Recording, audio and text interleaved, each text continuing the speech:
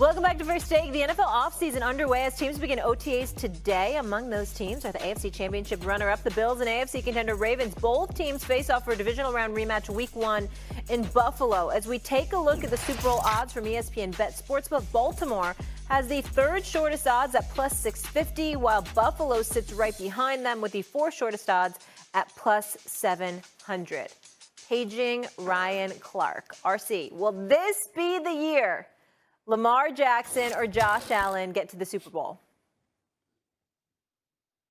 Obviously, I think the thing that's been standing in their way is Patrick Mahomes. And you're asking about two quarterbacks who's never been there when Joe Burrow has.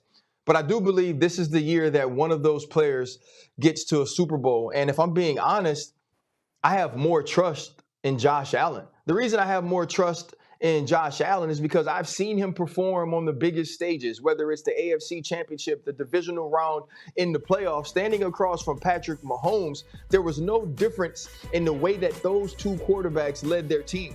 Think back to last year on the Trent McDuffie fourth down blitz. Josh Allen gives Dalton Kincaid an opportunity to win that game. And so for me, Lamar Jackson has nothing to prove to me in the regular season. Nothing to say to me or prove to me about being one of the greatest quarterbacks of this era, but he has to perform in the playoffs. And when you look at the way that both of these teams are constructed, they are built to win. But the quarterback that I trust most out of those two in the playoffs is Josh Allen. Stephen A? Well, I completely agree. Josh Allen is the one to trust because we've looked at, and as I've said on many occasions, whether it's RC here, it's Swagoo, it's Cam Newton, I said, don't let it be you. Don't let it be you. That's the attitude. And so when the Buffalo Bills have shown up in the playoffs, it's rare in the day that we've looked at Josh Allen and said he was the reason they didn't get over the hump. He was the reason they didn't get it done. There's been a few occasions where we've looked at Lamar Jackson and he's come up short.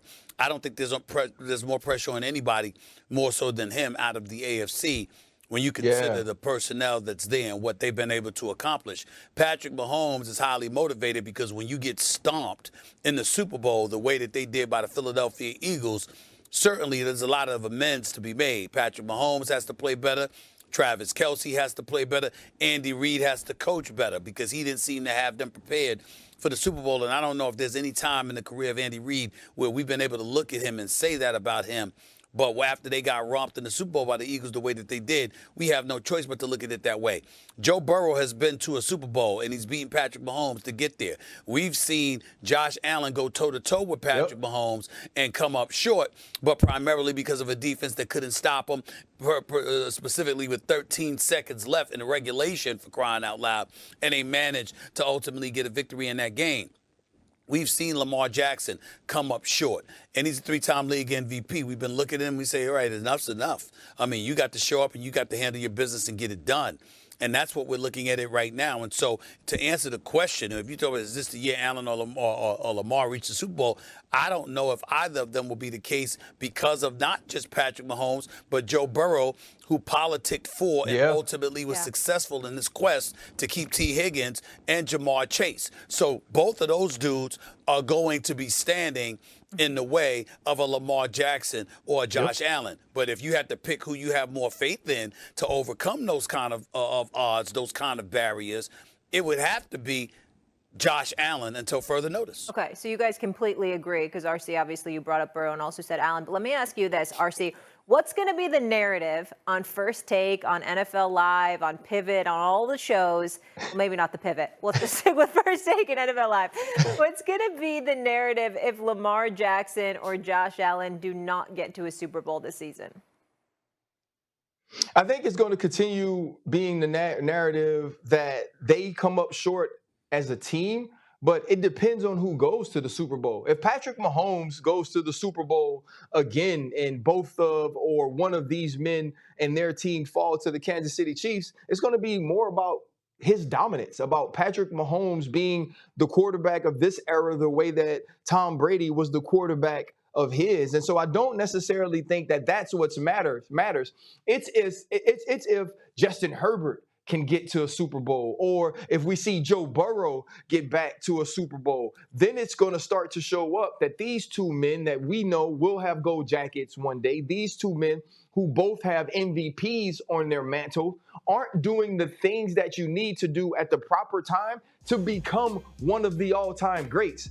We don't have anybody in that all-time great discussion or in that GOAT discussion that doesn't have a Lombardi trophy. And for Josh Allen and Lamar Jackson to be as great as they are individually and never have even taken a team to a Super Bowl, that's underachieving in my opinion. And so it'll still be those people underachieving, but I do believe it matters who represents the AFC in the Super Bowl, especially at the quarterback position.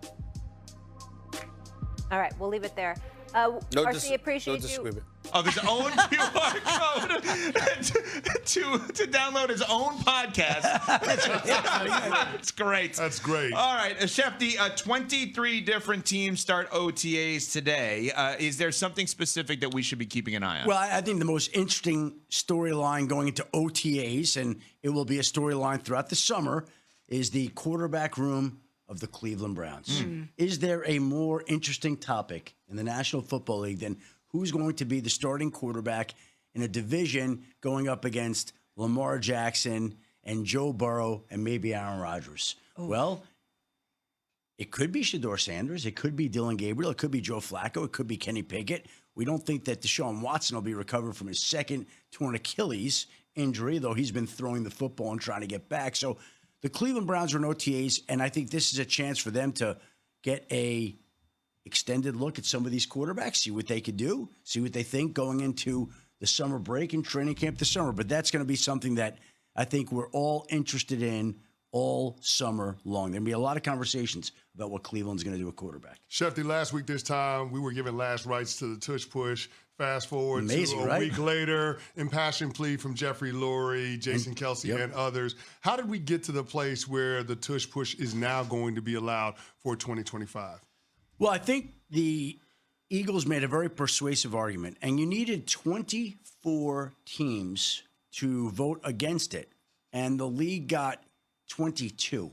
They fell 2 votes short. So clearly, all the lobbying that the Eagles have been doing for weeks, all the calls that they made individually to general managers and coaches and owners across the league, it carried enough weight on a couple of teams to prevent them from switching. And then I think when you bring in Jason Kelsey and explain the play, and he's explaining that he doesn't believe a player is more at risk, it's more about leverage and getting down, and that there's not an increased risk for injury, I think people heard him, and they were able to do enough, not a lot, but enough to prevent those final 2 teams from switching over.